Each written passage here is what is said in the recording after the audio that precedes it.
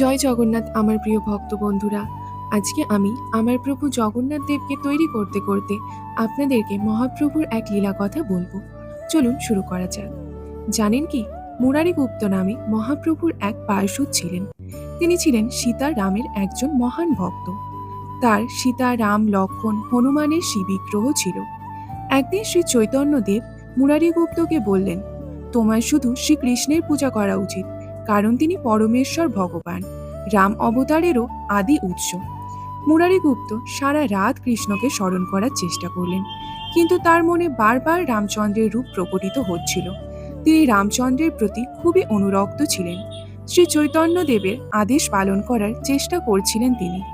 রামচন্দ্রের প্রতি তার এতই ভক্তি ছিল যে তিনি কোনোভাবেই শ্রীকৃষ্ণের প্রতি একাগ্র হতে পারছিলেন না। পরের দিন সকালে শ্রী চৈতন্যদেব এসে দেখলেন যে তাকে খুবই অন্যমনস্ক আর অবসন্ন দেখাচ্ছে। মহাপ্রভু জিজ্ঞাসা করল, কি হয়েছে মুরারি? মুরারিগুপ্ত উত্তর দিলেন, তুমি আমাকে বলেছ শুধু কৃষ্ণের পূজা করতে, কিন্তু আমি সবসময় রামচন্দ্রকে নিয়েই ভাবি। আমি তোমার আদেশ পালন করতে পারছি না, তাই আমার খুবই খারাপ লাগছে।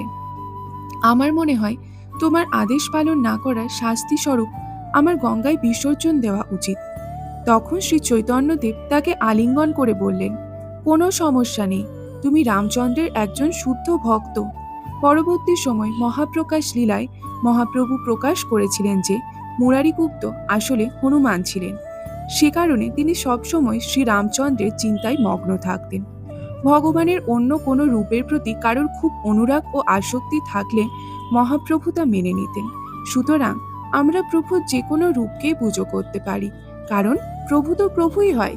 সাধারণত মহাপ্রভু সবাইকে কৃষ্ণ ভক্তির জন্যই অনুপ্রাণিত করতেন, কিন্তু এখানে তিনি মুরারিগুপ্তকেও বলেছিলেন কোনো অসুবিধে নেই। সুতরাং আমরা যদি ভগবানের অন্য কোনো স্বরূপকে পুজো করি, তাতেও প্রভু খুবই সন্তুষ্ট হয়। জয় জগন্নাথ। কেমন লাগলো অবশ্যই জানাবে।